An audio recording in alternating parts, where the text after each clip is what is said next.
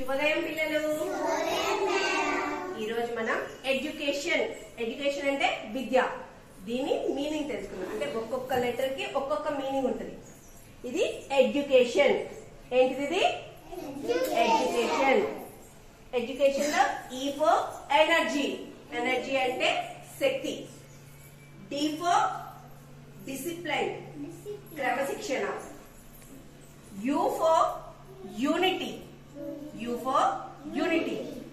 C for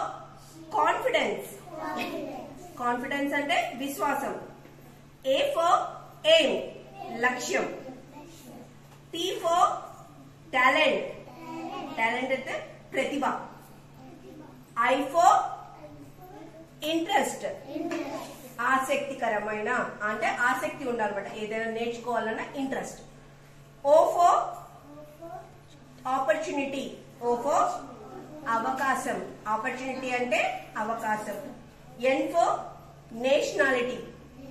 nationality అంటే జాతీయత. మనం రోజు అటెండెన్స్ తీసుకునేటప్పుడు మీరేమంటారు? జై హింద్. అంటే మనం చదువుకునే చదువు దేశానికి ఉపయోగపడేటట్టు ఉండాలన్నమాట. మనం చదువుకునే చదువు దేనికి ఉపయోగపడాలి? దేశానికి ఉపయోగపడాలి.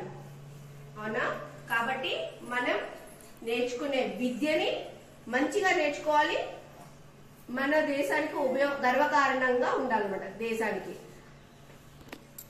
కాబట్టి మనం మంచి పౌరులుగా ఉండాలి, మనం చదువుకునే చదువు దేశానికి ఉపయోగపడాలి. భారత్ మాతా కీ జై, వందే మాతరం. భారత్ మాతా కీ జై, వందే మాతరం. భారత్ మాతా కీ జై, వందే మాతరం. పిల్లలు, ఈరోజు మనం గేయం చెప్పుకుందాం. ఏ దేశం ఎగినా ఎందు కాలడినా,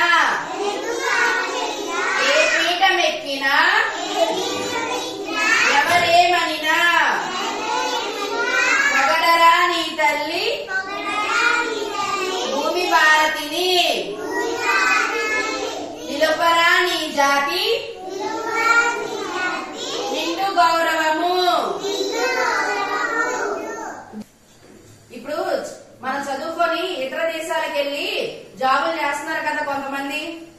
మన భారతీయులు ఇతర దేశాల్లో వెళ్లి జాబులు చేస్తున్నారు కదా. అలా చేసుకున్నా మన భారతదేశాన్ని అనేది మర్చిపోకూడదు. మన జాతిని మన భారతదేశాన్ని ఎప్పుడు మర్చిపోకూడదు. అర్థమైందా? ఏ దేశంలో నువ్వు ఏ జాబ్ చేసుకున్నా ఏం చేసుకున్నా మన దేశాన్ని మనం గౌరవించాలి, మన దేశానికి మనం రావాలి. ఓకేనా?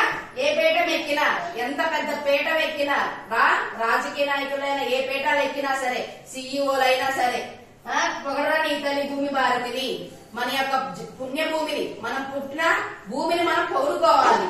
నిలుపరా నీ జాతి నిండు గౌరవం. మన యొక్క జాతిని, మనం భారతీయులం అనే జాతిని మనం గౌరవంగా చెప్పుకోవాలి. మేము భారతీయులం, వీఆర్ ఇండియన్స్ అని చెప్పాలి.